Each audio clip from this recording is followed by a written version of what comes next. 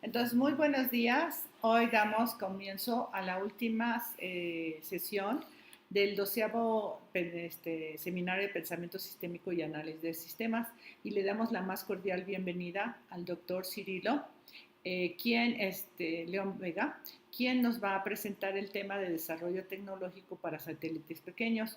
Él tiene esta línea y ya por más de 4 ocasiones hemos tenido el placer de que nos presente sus trabajos, sus ponencias, ¿sí? Entonces, él es doctor por el Politécnico, ¿verdad? Por el Instituto Politécnico Sí, doctor. Nacional. Muy bien. Y bueno, sus elementos curriculares se dan en el anuncio que se da previo a la sesión y los invitamos a leerlo, ¿no? Muchas Y gracias. también la ponencia pues va a estar en el canal de YouTube asociado al Seminario de Pensamiento Sistémico. Entonces, pues adelante, doctor.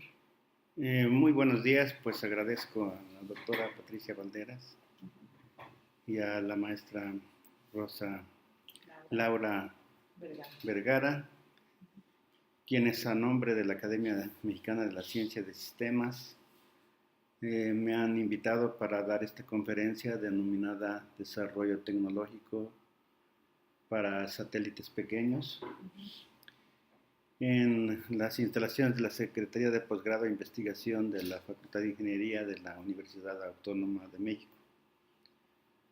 Los satélites son cuerpos que giran alrededor de otro o de otros. En el caso de la Luna, pues es un satélite que gira alrededor de la Tierra. Nuestro mismo planeta pues gira alrededor del Sol, por lo tanto también es un satélite.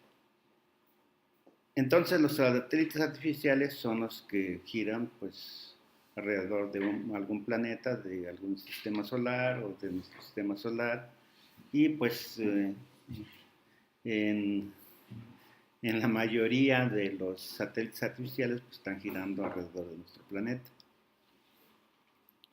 ¿Para qué necesitamos los satélites?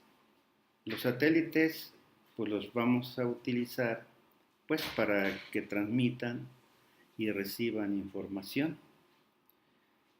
¿Y por qué utilizamos satélites para ese fin? Pues lo hacemos porque pues en algunas situaciones, por ejemplo, si queremos hacer una comunicación con Rusia, pues la podríamos hacer por microondas, pero tendríamos que tener una línea de vista de tal manera que no se reflejara la información con las montañas o con los edificios, o podríamos hacerlo por cable también. Pues ahí el problema sería que pues habría comunidades muy pequeñas en donde pues no es conveniente llegar este, con esa información a través de cables. O también sucede que puede haber lugares inaccesibles, ¿no? A lo mejor como subirse al Popo y ahí llevar un cable hasta allá, pues como que no es costeable. Entonces, los satélites pues resuelven ese problema. Eh, es como si nos subiéramos a la torre latinoamericana y nos colocáramos 3 personas de manera equidistante, pues con 3 personas cubriríamos con nuestra vista toda la ciudad.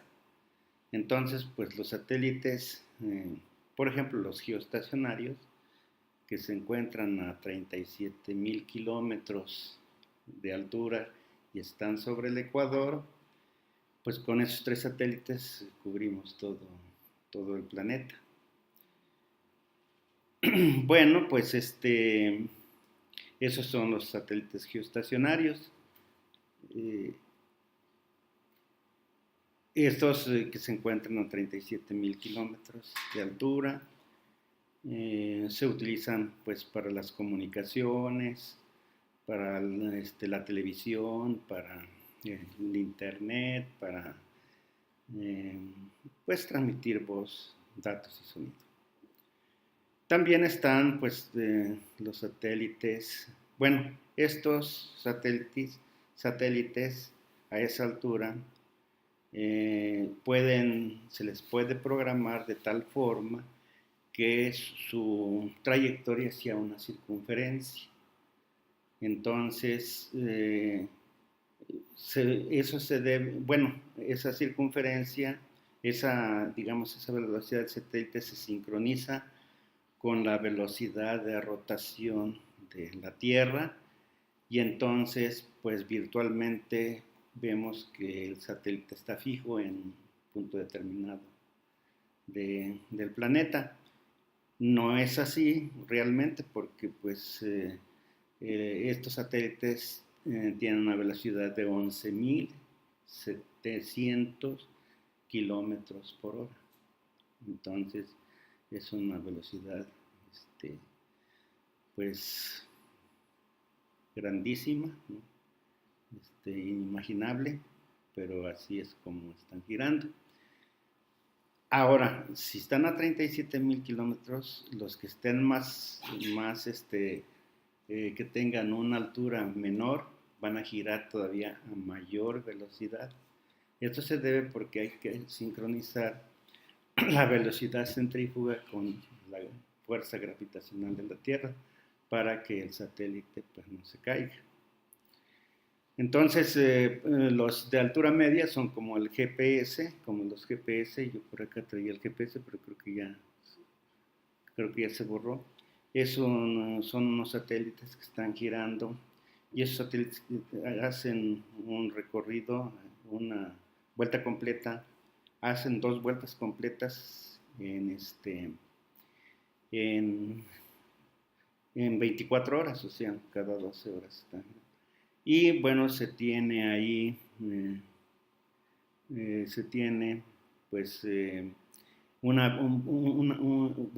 está conformado esa red satelital por 24 satélites y están en 6 órbitas, diferentes, ¿sí? Por ejemplo, pues aquí en esta figura podemos ver diferentes órbitas. Bueno, pues en el sistema GPS existen este tipo de órbitas, pero son 6 órbitas diferentes. Y cada órbita está constituida por 4 satélites. De tal forma que que siempre tenemos a la vista de 6 a 12 satélites. Y ellos, pues, con eso podemos sincronizar la información, se hace la programación, y entonces de esa forma, pues nosotros nos podemos ubicar, para dónde vamos, qué tanto falta, si hay tráfico, si no hay tráfico, etcétera, etcétera, ¿no? Y luego, pues, vienen, digamos, pues, los satélites pequeños, esos, están a menos altura, y esas son las tres,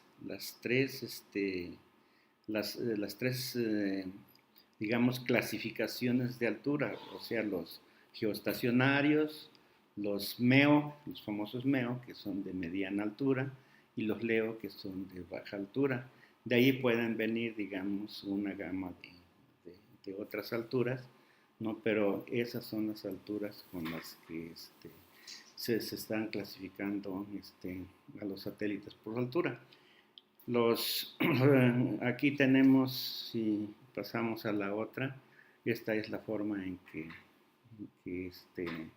están girando los satélites geoestacionarios a 37.000 kilómetros,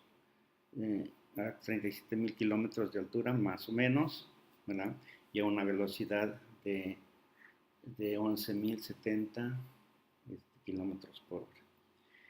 Sí, y tardan un día para hacer una vuelta completa alrededor de la Tierra.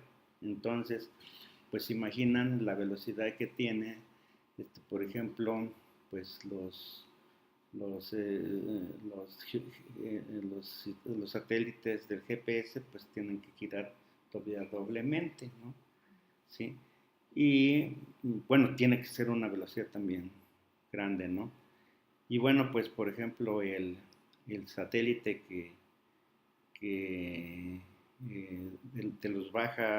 los que se colocan a baja altura, este, en la altura más baja, pues está por ejemplo el satélite que envió la Universidad Autónoma de México en 1997, que hacía un giro en una hora y 4 minutos, no, en 104 y fracción de minutos, o sea, un poquito más de una hora y media. Entonces, pues sí, son velocidades enormes. Es por eso que cuando se desprende, digamos, la pintura de un satélite y va a chocar con la otra, lo perfora, puede perforar incluso partes del satélite, porque llevan una velocidad tremenda, ¿no? Bueno, pues si nos pasamos a la otra, ahora, ¿cómo funcionan los satélites? O sea, ¿cómo podemos hacer que no, que su información no interfiera, ¿no? No haya interferencias, porque hay millones de usuarios, ¿no? Y hay más de 1000 satélites que están sobre nuestro planeta. Entonces, ¿cómo hacer para que no haya esas interferencias, ¿no? Pues lo que se hace es muy fácil de comprender. Por ejemplo, tenemos la 91.3, que es aquí en nuestras estaciones de radio, que recibimos acá en el Distrito Federal. La 91.3 megahertz, por ejemplo. Megahertz es la frecuencia. Luego tenemos la 104.1, que es de Radio Fórmula, la 6.1 de la UNAM, y así. Esas frecuencias se asignan a través del IFETEL, del Instituto Federal de Telecomunicaciones, que es un órgano desconcentrado de la Secretaría de Comunicaciones y Transportes, ¿sí? Pero eso tiene que estar en coordinación con la Unión Internacional de Telecomunicaciones, que es un organismo de la Organización de las Naciones Unidas. Entonces, toda esa debe haber una coordinación para asignar esas frecuencias, y entonces con esas frecuencias pues ya no hay interferencia, porque aunque las frecuencias estén juntas, pero como son diferentes, pues entonces no hay interferencia. Sin embargo, siempre hay problemas de interferencia, y ahí es donde pues la gente especializada en ese tipo de interferencias pues hace su trabajo para que no haya esas interferencias cuando los clientes se quejan de que pues otro usuario lo está interfiriendo, etcétera, etcétera. Y al mismo usuario pues también no le conviene, porque si ya me estoy metiendo allá, ¿cómo le hago para salirme de allá? Entonces tienen que contratar al personal especializado para que resuelva ese tipo de problemas. Entonces así también con los satélites tienen sus diferentes frecuencias, tanto los servicios como los satélites, y precisamente por eso las frecuencias de subida de un satélite son diferentes a las frecuencias de bajada, porque si como es el mismo satélite, entonces si fueran las mismas frecuencias, las frecuencias de subida interferirían con las frecuencias de bajada si es que fueran iguales. Si no son iguales, no hay problema. Por eso hay frecuencias para subir información y frecuencias para bajar información del mismo satélite. Entonces, pues si nos vamos hacia la otra, la otra, bueno, pues la clasificación de los satélites pues se da por su peso también. Son los satélites grandes, ¿no? Que por ejemplo, los geoestacionarios que tenemos en México, o los que tienen en otros países, pues van de pues arriba de 1 tonelada, generalmente de 2.5 a 5.5 toneladas.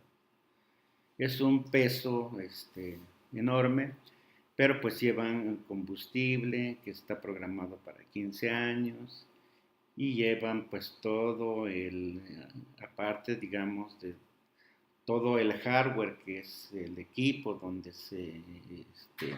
va el software. El software son programas que no vemos pero que ahí están sistémicamente correlacionados, ¿no? Y con una lógica pues analógica o digital, pero que están, digamos, de alguna manera el hardware está conteniendo ese software, ¿no?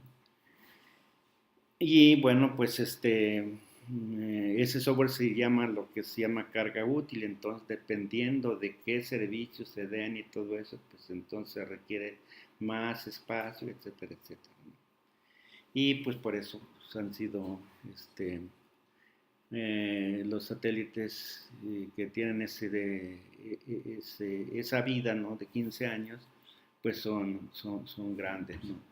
Luego vienen los satélites medianos, en los satélites medianos están también los GPS, y luego pues vienen los satélites pequeños, ¿sí? Entonces, también ahí están, son tres clasificaciones: satélites grandes, satélites medianos y satélites pequeños. Pero en los pequeños, pues como que se desgranó todo, se desgranaron más satélites dentro de esa categoría de los pequeños, y entonces pues se hizo una clasificación con los satélites pequeños. Entonces los satélites pequeños se dividen si son pequeños, son de 100 a 100 kilogramos. Y si son microsatélites, son de 10 a 100 kilogramos. Y si son nanosatélites, es de 1 a 10 kilogramos. Y si son picosatélites, son menores de 1 kilogramo. Y todavía hay otra clasificación que ya, pues van a decir, no, esto no es cierto lo que estás diciendo. Pero bueno, es que la tecnología va avanzando. Por ejemplo, antes una computadora pues ocupaba todo este espacio, toda esta sala que tenemos, ¿no? Ahora la computadora pues la tenemos en nuestro teléfono y bueno, pues podemos, digamos, tomarlo con las manos, pero si tuviéramos, digamos, manos mucho más pequeñas y microscópicas, pues no habría necesidad de tener un teléfono así tan grandote, ¿no? Lo tenemos porque pues para manipularlo, pero pues dentro de eso viene todo lo que se llama la nanotecnología, ¿no? Que va más allá de lo que antes eran los circuitos integrados, ¿no? Y entonces, pues por esa razón, pues hay la NASA, la Agencia Espacial de los Estados Unidos, está trabajando con satélites pequeños que les llama sprites, que tienen alrededor de 2 centímetros y pesan 4 gramos. Y se está pensando mandar ese satélite a otro sistema solar, un sistema solar vecino, ¿no? Que tarda 4.2 años luz, que con un satélite pues normal de los que están actualmente en el espacio podría tardar miles de años, pero con ese satélite que están tratando pues está, digamos, ya en ese proceso de construcción. Con el satélite se piensa que se llega en 20 años. O sea, pues también con eso nos damos cuenta de cuánto, de que no somos nada, de que el universo hasta donde termina no tiene, y se sigue manteniendo la idea de que no tiene fin ni principio, ¿no? Entonces, hay otra tecnología que ya todas las universidades están haciendo, como la UNAM, como la Universidad de Zacatecas, como la UPAEP de Puebla, la Universidad Popular de la Universidad del Estado de Puebla, el mismo Politécnico, Es una tecnología que, bueno, pues es como antes los radios cuando yo llevaba radio, le llamaban radiotecnia o algo así, ¿no? En la secundaria, y que comprábamos el kit, o sea, el radio desarmable y lo armábamos. Así ahora esta tecnología que se llama CubeSat, ¿no? CubeSat, ¿no?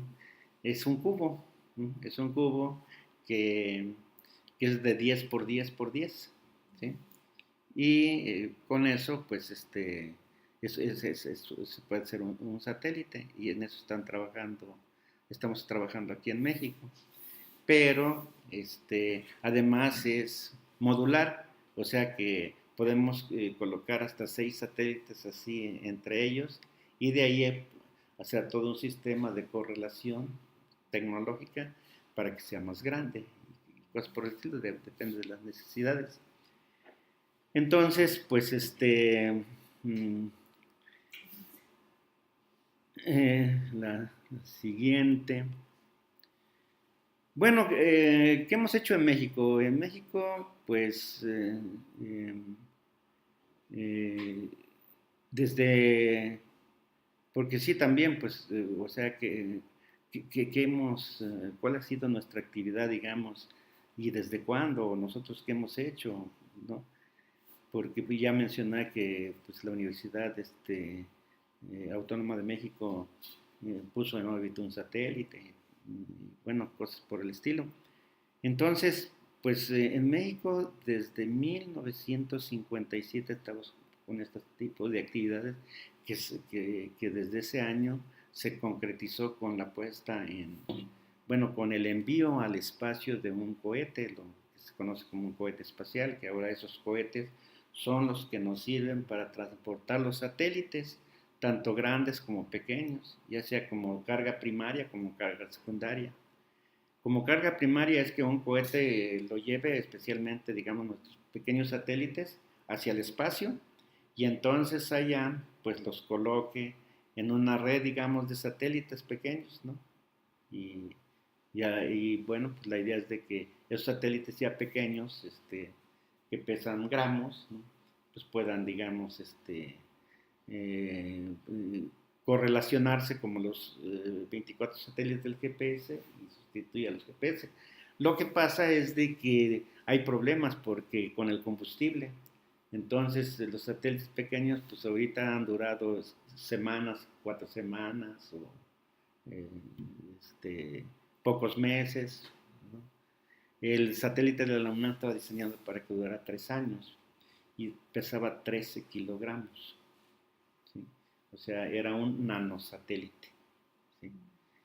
Entonces, ahí empezamos, y entonces, pues, en la Secretaría de Comunicación y Transportes también había ingenieros del Politécnico, el ingeniero Walter Cruz Buchanan y el ingeniero Méndez de Curro, y crearon, también enviaron cohetes al espacio y crearon la Comisión Nacional del Espacio Exterior. De ahí, bueno, pues vino el presidente López Portillo, Méndez de Ocurro lo mete a la cárcel y le desaparece su Comisión Nacional del Espacio Exterior. Y bueno, pues, como que eso no tenía importancia, y bueno, nunca ha tenido importancia, ¿no? Nuestras actividades de investigación. Entonces, bueno, pero el gobierno mexicano pues siguió gestionando ante la Unión Internacional de Telecomunicaciones, y le asignaron dos órbitas satelitales. En 1985 puso en órbita 2 satélites, el Morelos 1 y el Morelos 2. Para 1994 ya México ya tenía tres, tres, tres órbitas satelitales, ¿no? Pero luego, pues en 1977, eh, este, el gobierno mexicano lo vende a Satmex, ¿no? Y ahí empiezan los problemas, porque con 12 años que el gobierno mexicano tuvo los satélites, o sea, que dependían del gobierno mexicano, compró 5 satélites, porque incluso el Satmex 6, que cuando se lo vendió a Satmex, ya lo había comprado. Salmex en 19 años solamente compró 2 satélites, el Satmes 6 y el Satmes 8. Finalmente Satmes lo vende y ahora lo tiene Eutelsat, ¿no? Entonces, en ese transcurso hemos tenido problemas de las órbitas satelitales, hemos estado a punto de perder las órbitas, hemos estado a punto de perder las frecuencias. De hecho, en la época de Satmes se perdió una órbita, pero como que se recuperó porque hubo una negociación, había interferencias con Canadá, entonces Canadá y México le propusieron a la Unión Internacional de Telecomunicaciones decir, bueno, pues a mí que me pasen este satélite, el 109.2, y yo les mando a México el 114.2. Dijo el UIT, está bien, pues, está bien. Y de esa manera como que salvamos, ¿no? Pero sí hemos estado a punto de perder porque pues los satélites que están cubriendo, después vino MEXAT, el gobierno mexicano precisamente dice, bueno, pues si SATMES anda así, pues y vamos a perder las órbitas, vamos a crear MEXAT. El gobierno mexicano vuelve a retomar, ¿no? Sí, porque en la misma órbita se pueden colocar varios satélites, ya lo vimos con los GPS, colocamos 4 satélites, ¿no? Entonces, hay espacio para usar la misma frecuencia que está usando SATMES. Y entonces se crea MEXAT. Pero MEXAT lanza el bicentenario sin problemas y todo eso. Claro, eso cuesta. Un satélite, para la construcción de un satélite cuesta $200 millones. Y enviarlo cuesta $1 millón. Entonces, bueno, pues bueno, se manda el bicentenario, el centenario se construye en Estados Unidos y se transporta hasta Rusia para que allá lo lancen, ¿no? O sea, todo eso, pues como que no es lógico. Y cuando lo lanzan, pues explota el cohete con todo y el satélite. También eso pasó con la UNAM allá en Rusia. Bueno, antes era la URSS, ¿no? La Unión de Repúblicas Soviéticas Socialistas, que el primer cohete de la UNAM, el primer satélite de la UNAM, el cohete explotó. Y primero, pues, nos hicieron esperar 2 años porque el cohete estaba listo, el satélite estaba listo en 1993. Y hasta 2 años, hasta que, como era carga secundaria, hasta que hubiera un satélite que los rusos quisieran mandar por ahí, ya pasada van a dejar el satélite de la UNAM, pero eran 2 años, ¿no? Y luego explotó el cohete y pues se destruyó el satélite. Luego pasaron otros 2 años y dijeron, bueno, no te preocupes, te lo tienes otro porque hiciste otro. La UNAM hizo 2. Entonces, pues ya en 1997 se puso en órbita y estaba programado para 3 años, pero pues se perdió su control, ¿no? En un año, nomás aproximadamente un año se pudo estar ahí monitoreando, se perdió el control y la UNAM dijo, no, pues estos juegos no convienen. Desapareció al programa universitario de investigación y desarrollo tecnológico, la UNAM. Ahora la UNAM pues sigue trabajando dijo, no, pues como que la regamos y entonces pues hay que volver a retomar y están trabajando y así las instituciones están trabajando construyendo satélites. Bueno, pero entonces si nos pasamos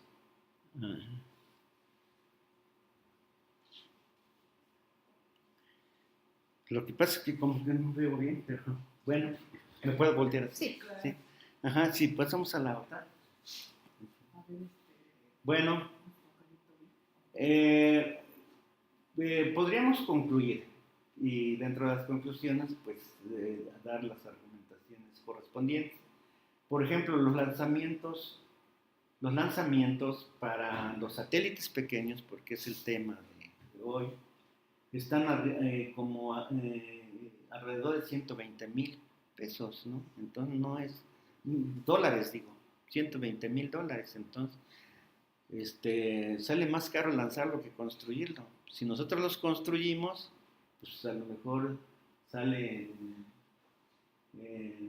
pues tampoco es tan barato, ¿no? Pero ya depende cómo lo queramos construir. Si compramos ya el armazón y ya nomás ahí le ponemos los circuitos, o hacemos desde el armazón. Y ahí hay una polémica con entre las universidades. Dicen, no, la universidad de Zacatecas dice, no, yo quiero hacer todo, ¿no? Bueno, está bien. Y otros dicen, no, pues ya nos conformamos con poner los circuitos, pues ya compramos el armazón, eso ya lo importamos. O sea, bueno, entonces hay polémicas en el desarrollo, en las investigaciones de que pues o todo o nada, o pues compramos una parte y ya, ¿no? Entonces, pero bueno, entonces ese es un grave problema. Lo que nosotros tenemos que hacer allí, pues entonces también buscar la manera de que si vamos a hacer, pues que entonces haya también cómo construir las bases de lanzamiento y hacer las bases de lanzamiento, que también aquí lo hemos propuesto, que eso es lo más conveniente, ¿no? Porque, pues, ¿por qué a medias todo, no? O sea, y desde 1957 hasta la fecha, por ejemplo, la UNAM lo mandó en 1997. ¿Cuántos años tiene? Tiene 21 años, ¿no? Y no hemos lanzado otro. Desde 1957 empezamos y nuestros satélites que están cubriendo las órbitas, que son 3 de Eutelsat, uno que es de Quetzat, que es los que tengan DIS, ahí viene el satélite 77, ¿no? Son 4 satélites los que tenemos. Y tenemos 2 del MEXAT, que es el Centenario y el Morelos 3. Entonces, pues son 6 satélites los que tenemos. Todos esos satélites se han diseñado, construido y lanzado en otros países. ¿Y entonces de qué sirven nuestras investigaciones? Nuestras investigaciones se quedan almacenadas en la UNAM, en el POLI, en los centros de investigación del país, porque no tienen conexión con el sector productivo. Entonces, pero volviendo a los satélites pequeños, aquí hay un problema.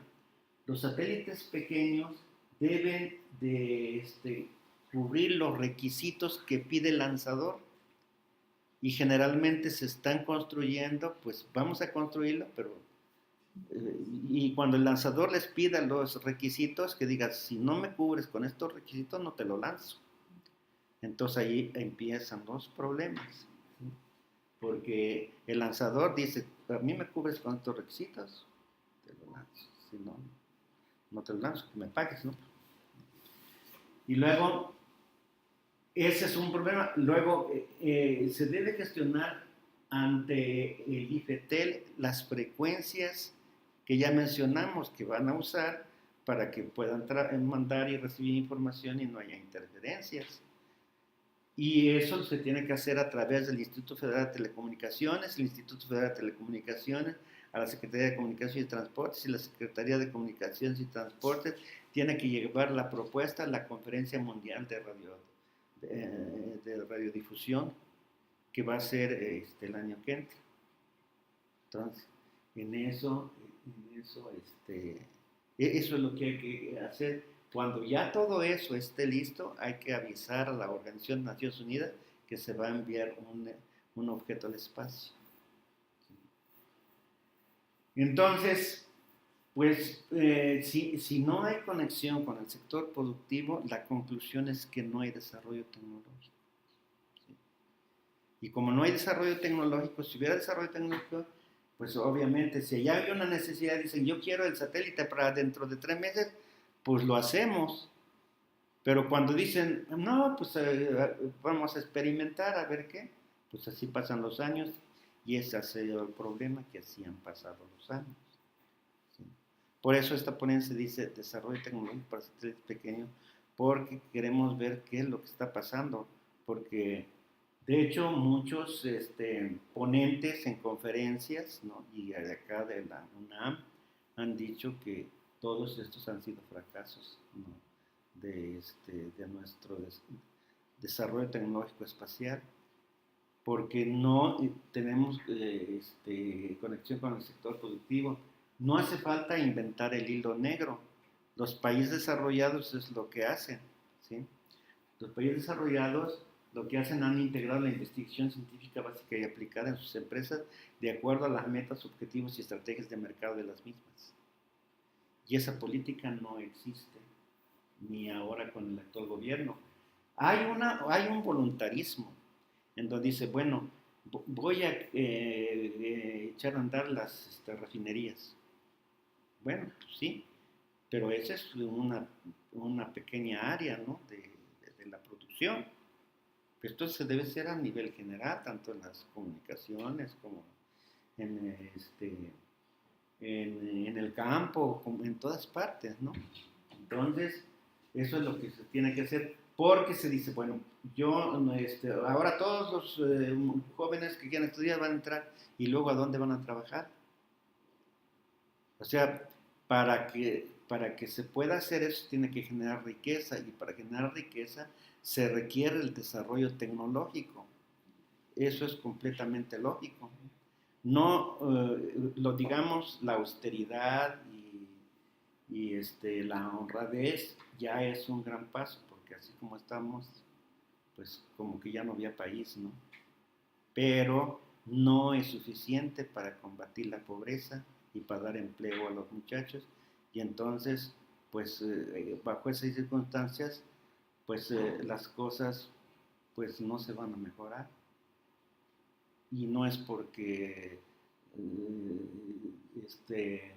pues digamos, por que nosotros digamos que eso es, hagamos un augurio, ¿no? de que eso va a pasar, o que somos pues de aves de mal agüeros, ¿no? Lo que pasa es que esa es la realidad, ¿no? Entonces, de esa forma, habiendo desarrollo tecnológico, todas las investigaciones que se generan en nuestros centros de investigación, que además están a nivel mundial, o sea, son investigaciones que no tienen nada que pedir a otros países, ¿sí? Y si otros países tienen más, es porque ellos la están utilizando, y nosotros pues nomás aquí nomás no la sabemos, ¿no? Pues, nos dedicamos a la investigación. Y bueno, pues eso sería por mi parte todo. Muchísimas gracias, doctor. Siempre tan motivador para ver reflexionar cómo se va a usar. Pues ahí lo está diciendo, ¿no? Se requiere una política de Estado, ¿no? Vamos a ver si esta vez hay alguien que se aboque a hacer una política de Estado. Pues hay que mandarles unas cuantas ideas a la gente que sea la que podría trascender en esta situación, ¿no? Y pues ojalá que sí se tenga un impacto positivo desde la perspectiva de la academia, porque pues la gente de cualquier manera contrata los servicios, ¿no? Y los paga el extranjero. Sí. Entonces, bueno, pues les invitamos a participar con sus preguntas, sus comentarios, ¿sí? Adelante, que se presenten, desde luego. Tenemos ahora la visita, ya se me había olvidado y pasé y vi y todo y no la saludé. Ella es alumna ya, ¿verdad? Sí. Es alumna del CCH. Muy bien, pues ¿te llamas? Mi nombre es Carla, mi 20 Cabañas, soy alumna de la profesora, ya va a pasar sexto semestre. Y CCH. CCH. Y de hecho me llama mucho la atención lo de los satélites, porque de hecho en cuarto semestre me invitó una profesora de matemáticas a participar en un proyecto de satélites que se hizo ahí en el CCH, en el sur.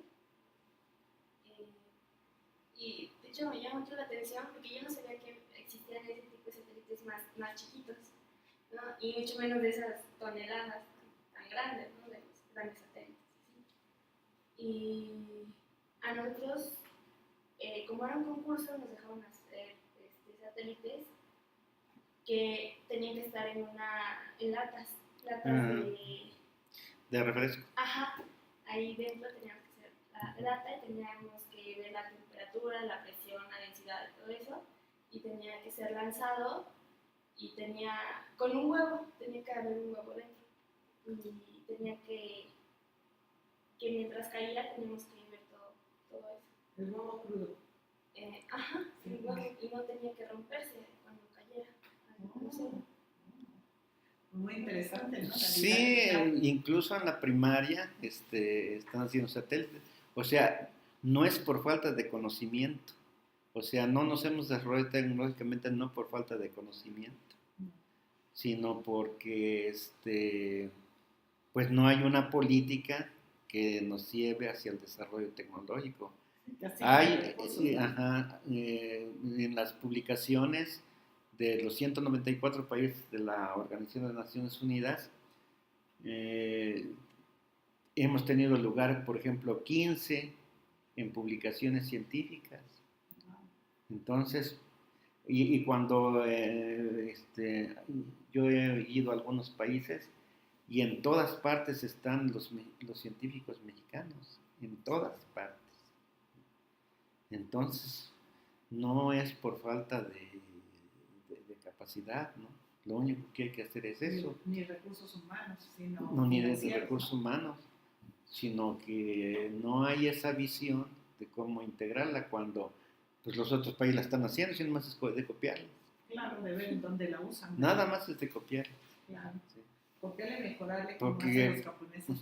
Así como se les dice minoría rapaz, pues a ver, vengan ustedes. Yo ya estoy poniendo los recursos humanos, ahora ustedes, y quiero innovaciones. Pero ahí es otro problema, porque, por ejemplo, en el Tratado de Libre Comercio, dijo el Trump, yo firmo siempre y cuando yo produzca el 75% de las piezas de los automóviles. Ese es desarrollo tecnológico. Y lo aceptamos. Entonces ese es un freno para nuestro desarrollo tecnológico. Lo aceptamos y todavía venimos y decimos, convencimos al Trump de que, porque él ya no quería.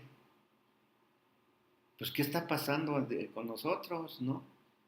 Y todavía a su yerno le damos el águila azteca o algo así, ¿no? De que porque gestionó para que saliera adelante el Tratado de Libre Comercio. Pues sí, pero en una situación ideológica diferente.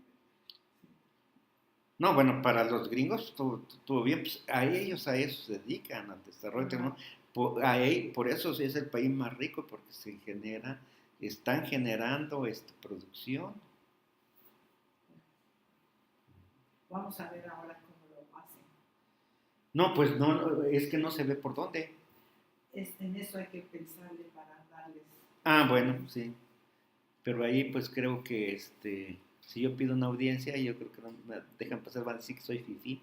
No, ahí pasan los indígenas. No, pero con el canal de YouTube tenemos toda la expectativa de que alguien inteligente, cercano a la gente que tiene que oír, lo oiga. Pues sí, ¿no? Pues sí, esperemos. Ese es el poder de las redes sociales. ¿Verdad? Sí, ahora sí. Entonces, Laura. Pues muchas felicidades, como siempre, pero a mí me surgen muchísimas dudas, la verdad es que, por ejemplo, esta parte, la vinculación de los científicos con los tomadores de decisión de las políticas de Estado, yo creo que sí hay que trabajar mucho, ¿no? O sea, lo que decía la doctora, hay que buscar canales. Ahora que se abren nuevas posibilidades con una persona diferente, hay que tener, yo creo, la iniciativa ahora desde la parte científica de tocar las puertas y hacerse oír. Como usted decía, a lo mejor ahorita se le está dando prioridad a ciertos grupos. Sin embargo, esta parte, desde 1957 se ha trabajado en la parte de los satélites. Yo no tenía la conciencia de que tuviera ya 60 y tantos años. Y pues la verdad es que ya es momento, ¿no? Sobre todo lo que dice, a mí me surgen aquí las dudas. En otras ponencias le he preguntado lo mismo, ¿para qué se estaban usando los satélites que tiene México, ¿no? Me decía que para cuestiones de comunicaciones y el internet. Pero ayer estaba oyendo el juicio del Chapo, que decían que pasaba la droga con submarinos. La parte de los satélites no se puede usar para las cuestiones de seguridad nacional. Sí, de hecho Mexat lo hizo, el gobierno mexicano creó Mexat porque dijo, bueno, si ya se están vendiendo, si SATMES va a vender porque tenía un convenio con SATMES, ¿no? De que la banda L se asignara a, se respetara para el gobierno mexicano, para los servicios del gobierno mexicano. Pero si SATMES ya no estaba construyendo satélites y estamos a punto de perder las órbitas, y entonces dijo el gobierno mexicano, pues entonces yo le voy a entrar, ¿no? Y era precisamente para la seguridad nacional, porque dejó los servicios a SATMES. No estamos, SATMES y ahora Eutelsat dan servicios de telecomunicaciones a todo el continente americano. Están concesionados a ellos, pero esas órbitas están asignadas por la Unión Internacional de Telecomunicaciones a México. Y México las concesiona a SATMES, y ahora SATMES, como tiene un contrato con el gobierno mexicano de que hasta el 2032 termina su contrato, puede vender su concesión, o traspasar su concesión más bien, y se la traspasó a una empresa francesa. Pero sí, entonces el gobierno mexicano dijo, bueno, pues si ellos están dando servicios, ¿no? Al continente americano y a nosotros mismos, pues entonces yo no lo voy a utilizar para la seguridad nacional. Y sí, para la seguridad nacional, de acuerdo con la tecnología, todo eso es posible, ¿sí? Todo eso es posible, la detección de submarinos y detección de objetos en todas partes, ¿no? ¿Sí? Y ahí es donde los investigadores tienen que entrar, pero nosotros como investigadores nos dejan en nuestro cubículo. Ahí es donde se tiene que entrar. Pero tienen que entrar las empresas, porque si no hay empresas, entonces ¿cómo generar, cómo generar la riqueza? Por ejemplo, decía el PG, bueno, voy a construir 2 refinerías. Y después dijo, no, nomás una, porque pues, no alcanza el dinero. Bueno, eso está bien. Pero bueno, si no me alcanza el dinero, pues le concesiono al sector privado. Porque la función del Estado, de cualquier país, es regular la economía. Es decir, por dónde vamos a ir todos. Y él lo ha dicho, él mismo lo ha dicho, los empresarios, esto y esto y esto otro. No tengo dinero, pues lo concesiono, ¿no? Igual no tengo dinero para Santa Lucía, pues concesiono al aeropuerto. El caso es que yo diga por dónde quiero ir, ¿no? Bien o mal, ¿no? Muchos dicen que estuvo bien, muchos dicen que estuvo mal, pero bien o mal, pero van. Pero para que no gaste yo dinero y que lo pueda usar en otras cuestiones sociales para combatir la pobreza, pues lo concesiono. Pero yo soy el que debo decir cómo se concesiona, cómo se maneja como esto. Esa es la función del gobierno, de cualquier estado, ¿sí? Entonces, por eso en algunas ponencias que yo he dicho, yo no estoy proponiendo que sean empresas del Estado, que sean empresas mixtas, o sea, iniciativa privada y gobierno. Yo lo que eso es intrascendente. Lo que se tiene que hacer es decir hacia dónde vamos y con quiénes vamos y cómo vamos. Y las empresas también son parte de la sociedad, así como los pobres, los que somos pobres, o sea, todos. Entonces, todos tenemos que ir, ¿sí? Y no necesito tener dinero, ¿no? Es como antes, en una época, yo me acuerdo que metía la tarjeta al cajero y me decía, ya no tiene fondos, ¿no? Entonces empecé a buscar compañeros, ¿no? Que financiaran para que tuviéramos un taxi y así, pues, y no necesité dinero, ¿no? Y luego me hice hasta de 3 taxis y sin dinero, pero como me dediqué a la escuela, pues no me dediqué a los taxis y entonces pues ahí se perdían, no pagaban las cuentas, no esto, no lo otro. Pero sí se puede, eso es lo que también a veces mis alumnos me dicen, ¿no? Es que tengo que ahorrar para poner una empresa, no es cierto.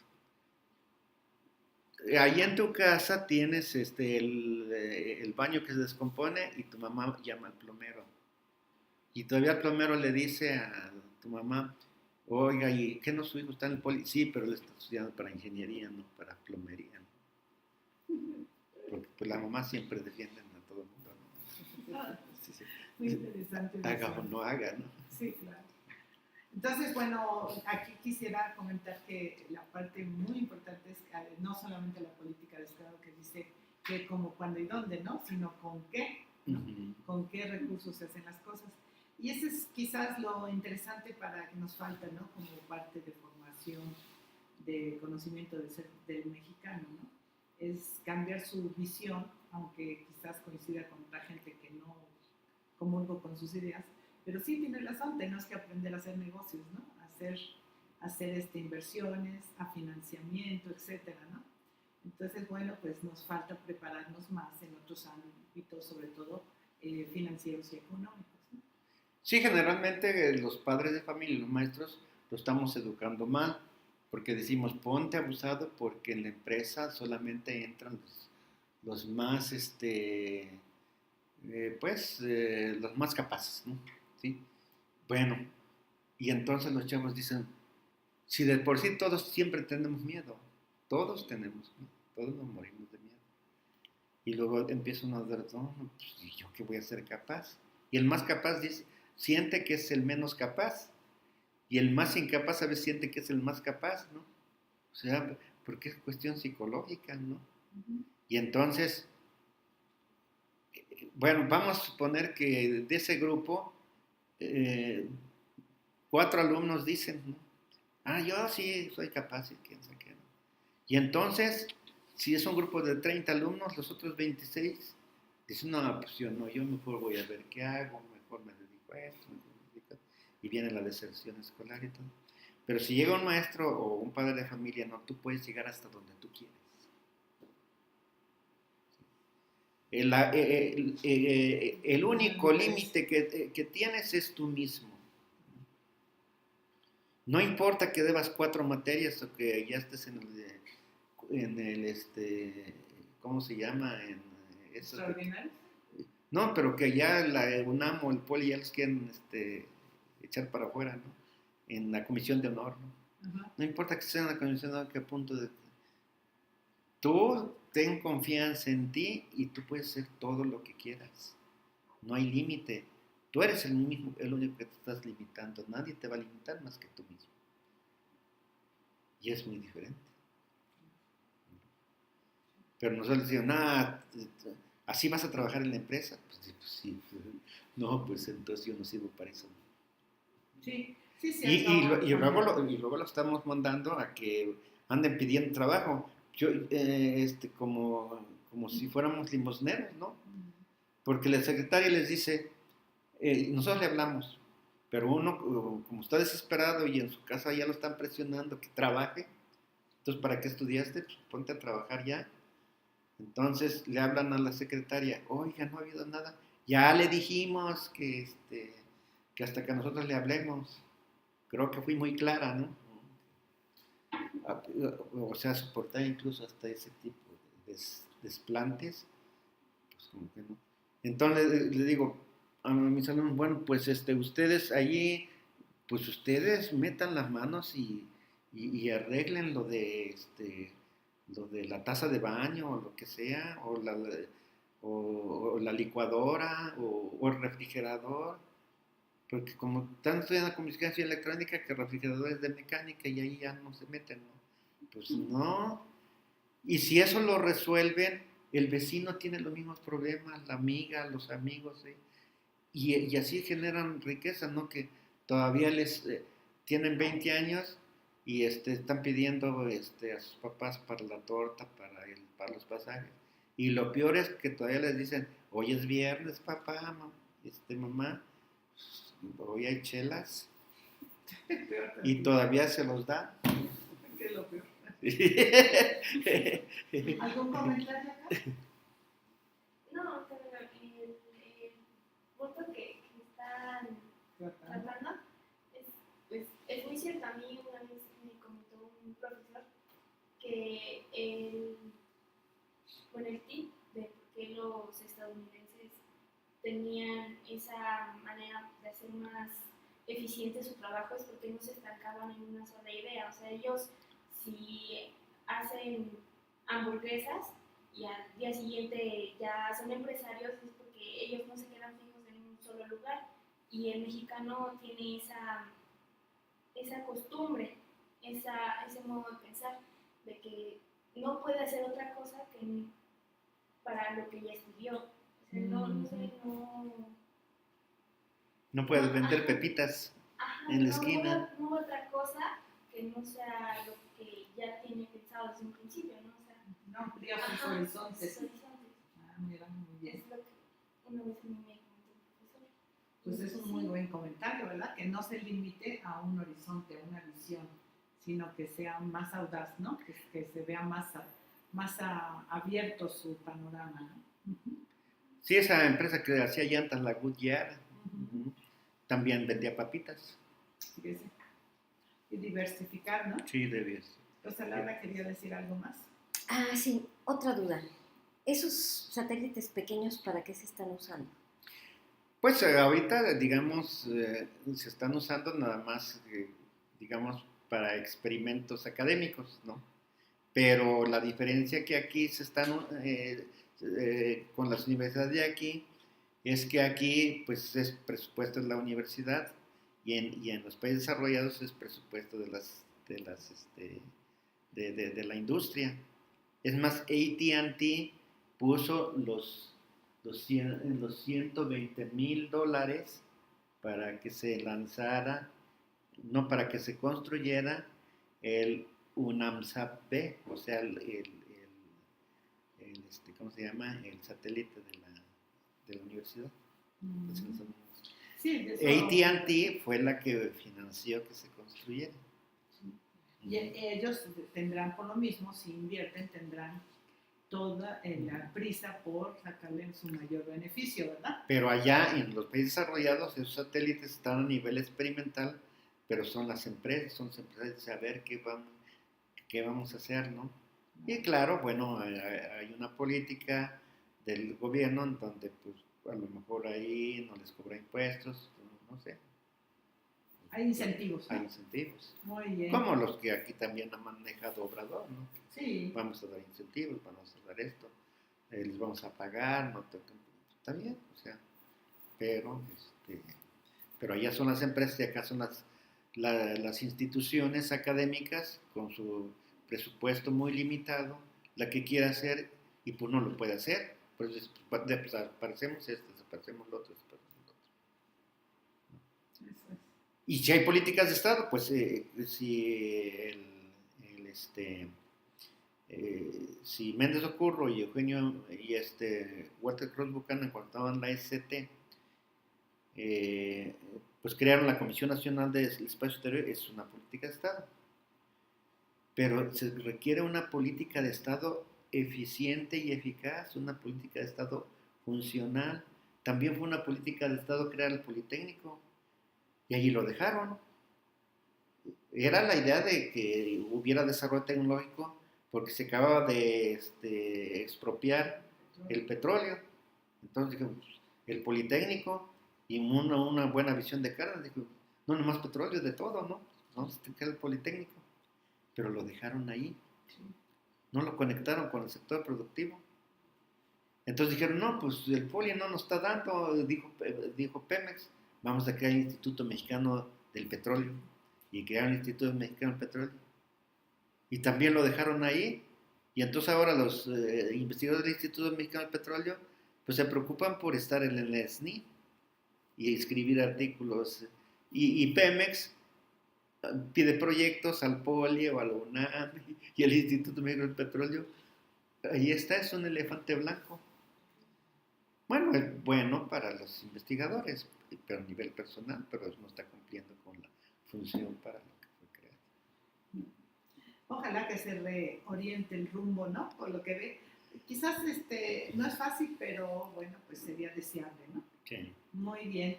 Pues esta es nuestra última sesión del seminario en este semestre 2019-1. Y bueno, pues damos por concluido el seminario.